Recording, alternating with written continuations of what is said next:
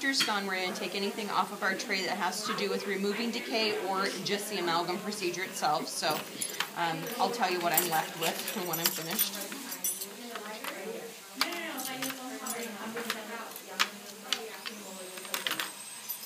I'm just going to set these off on my tray over here and get all of the things that I need for composite ready.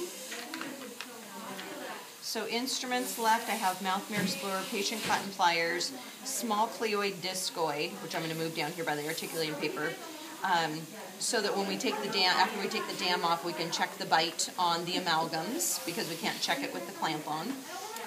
Plastic instrument and articulating paper and sterile cotton pliers. So now I'm adding to here my etchant, primer, adhesive, composite gun. So if we don't have the shade that we picked out in the shade guide for the composite in these little compules, just tell me this should be shade A2. So we're going to put that there.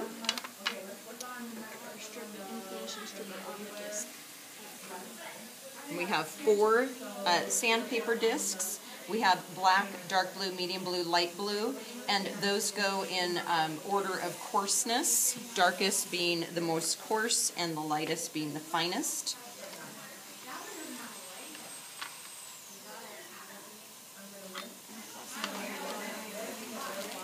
And you need a Mylar strip.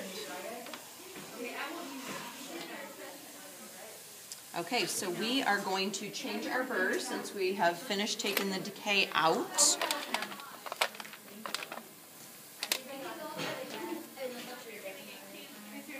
So in the high speed, I'm going to put the football-shaped or OS1 ET burr. That's the only ET burr on your burr block. And remember to put your contaminated burrs on the tray, not back in the burr block. Otherwise, we have to sterilize all the burrs, whether we use them or not. And then in the low speed, we are going to change that to the pop-on mandrel.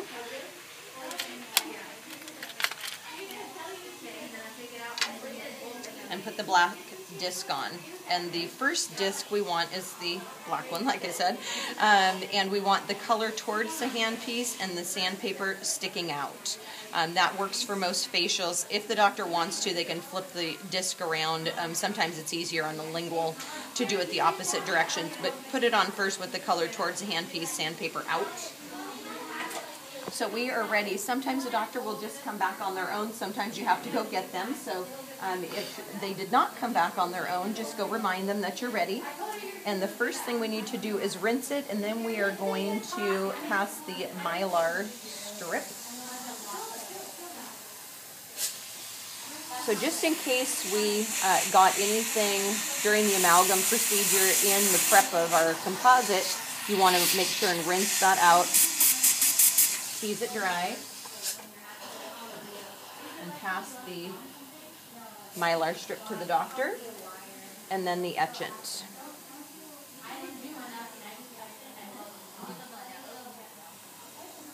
You're going to time the etchant for 30 seconds. Let it sit on there for 30 seconds. Doctor's going to remove the Mylar strip, and I'm going to rinse it for 30 seconds once the blue is gone. And I want you to really count this for 30 seconds. So have a watch or be in an operatory where you can see the clock. So we'll pretend that was 30 seconds. Tease it dry.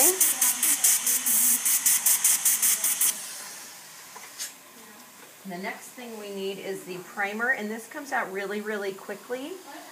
So make sure, I just turn it over, and usually a drop comes out without me even squeezing it. And while I'm there, I'm going to put a drop of adhesive in here. And sometimes doctors, this is so gummy like syrup, they'll actually just have you go around the neck of the bottle with the applicator. But if not, usually just putting it there will be enough. If not, put a drop in there. Those are close to $200 per bottle, so be very frugal with them. Microbrush and the primer. And I stick my thumb over the other 2 holes so she knows which hole that she's using, which material. That, we just spread it around with 5 seconds of air. 1, 2, 3, 4, 5. And that just thins it out so it's not in a big clump. And then we have our adhesive, and I already have some on the brush. And we need to turn the light down because it's light sensitive. We're going to cure that. And I'm covering up the other 2 holes. And throw those micro brushes away. And that gets cured for 10 seconds. Let that go to 10.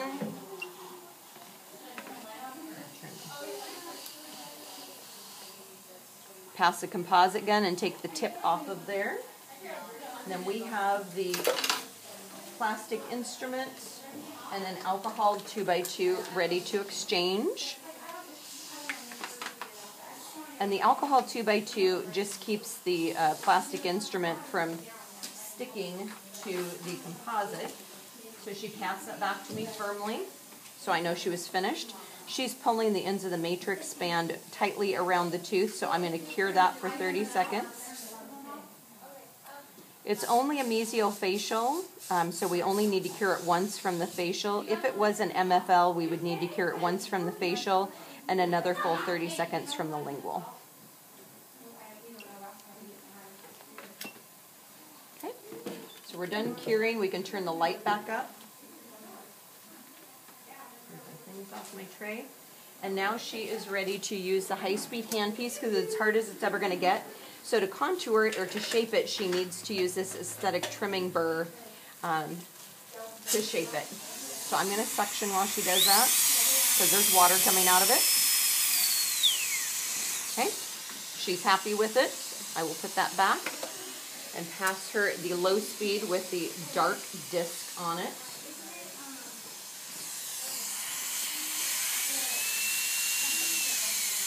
And she let me know that she was finished with that disc by lifting it out of the patient's mouth. So take the black disc off, get the dark blue disc, and pop it on.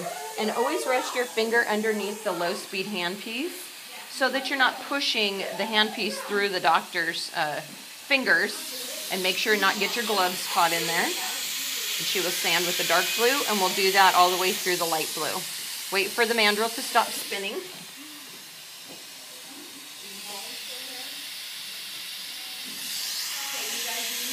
I'm not setting my suction down in between these discs. That's a waste of energy. So I'm just keeping it in my hand and changing the discs for her. This last one, the light blue, we want a little drop of water on the tooth because it acts as wet sandpaper. Okay, when she's finished, she'll put it back. Now we need to check the interproximal to make sure that it's not rough and going to catch on their floss. And so she's using a finishing strip to do that. It's coarser sandpaper on one end and finer sandpaper on the other. So you just pass it like a piece of floss to her. So we are ready to take the rubber dam off now and check their bite. So same as your rubber dam assessment, rinse the dam. Make sure and get all of the excess scrap amalgam out from the bow of the clamp back there. Anything that's left on the dam is going to fly when we take the rubber dam off, so make sure that that's clean. So rubber dam forceps and then scissors.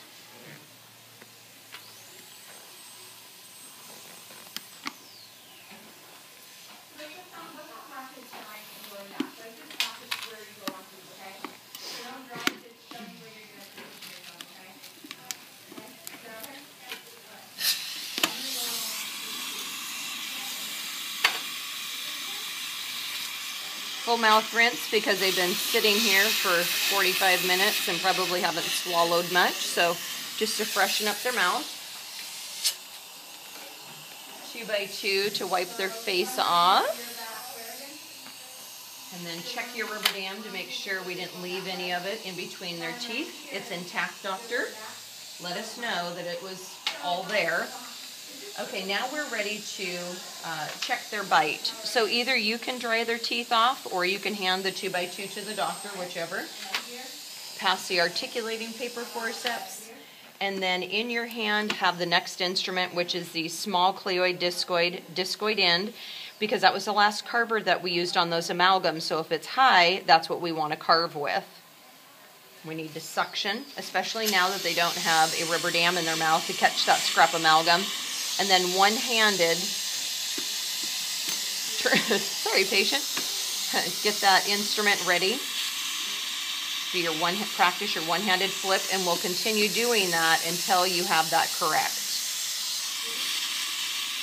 I'm happy with it. Okay. So now I'm going to give them another rinse, just in case there's any scrap amalgam.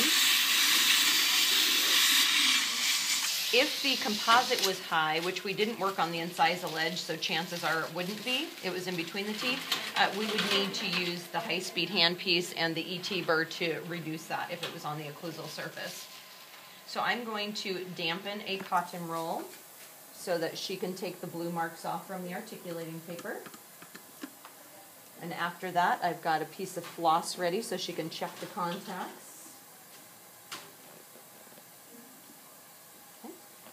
Give them one final rinse. Full quadrant.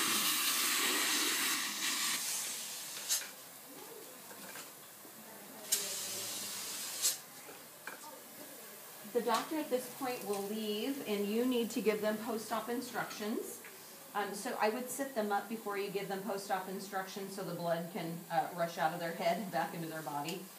So your tooth-colored filling in the front, not composite, they don't know what that means. The tooth-colored filling in the front is as hard as it's ever going to be. So as soon as you are not numb, you can chew on that. The silver-colored fillings on the right-hand side are not going to be fully hardened for 24 hours, so make sure and eat on the left side for the next day or so.